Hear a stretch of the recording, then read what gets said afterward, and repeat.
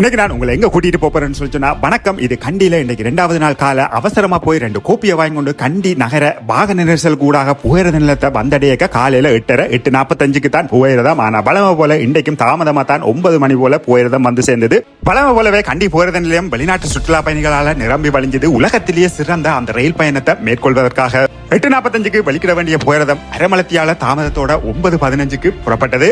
இலங்கைக்கு எப்ப போனாலும் இந்த ரயில் பயணத்தை நான் தவற விடுவதே இல்ல. எத்தனை தடவை போனாலும் சலிக்காத ஒரு பயணம் இது. இந்த முறை பயணம் கண்டியில இருந்து நுவரெலியா மாவட்டத்தில் உள்ள நானுஓயாவுக்கு தான் கிட்டத்தட்ட 5 மலத்தியாலம் எடுத்தது. இந்த பயணத்துக்கு இந்த 5 மலத்தியால பயணமும் நீங்க ஒரு கற்பனை உலகில வாழ்ற மாதிரியான ஒரு உணர்வை தரக்கூடிய பயணம். அடர்ந்த காடுகள், அதுல ஓங்கி வளர்ந்த மரங்கள், பெரிய பெரிய மலைத்தொடர்கள், அதுக்கு நடுவில் ஓடும் நீண்ட ஆறுகள் என்று சொல்லி ஒரு கற்பனை உலகத்துல வாழக்கூடிய ஒரு உணர்வை தோற்றுவிக்கக்கூடிய ஒரு பயணம். வெளிநாட்டு சுற்றுலா பயணிகளின் முகத்தில் தெரியும் அந்த மகிழ்ச்சி, அவர்களின் கண்களில் தெரியும் அந்த ஆச்சரியம் சொல்லும் இது உலகத்திலேயே சிறந்த ஒரு ரயில் பயணம் தான் என்று. இயற்கையின் படைப்பில இலங்கையின் ஒவ்வொரு பகுதியும் ஒவ்வொரு விதமான அழகு. அதிலும் இந்த மலையகமும் அதன் மக்களும் ஒரு தனிவிதமான அழகு. மலையகத்துக்கு எப்ப போனாலும் ஒரு சில நாட்களில் திரும்பி விடுவது வளமை. ஆனால் இன்று ஒரு நாள் ஒரு சில மாதங்களாவது இங்கே வாழ வேணும் என்றது என்னுடைய ஆசை. இந்த பயணம் முடிஞ்சாலும் இந்த பயணத்துல நீங்கள் கண்ட காட்சிகள் உங்களுடைய மனசை விட்டு அகலாது உங்கள் வாழ்க்கையில். மலையகத்திலிருந்து அடுத்த காணொளியிலும் உங்களை சந்திக்கிறேன். அதுவரைக்கும்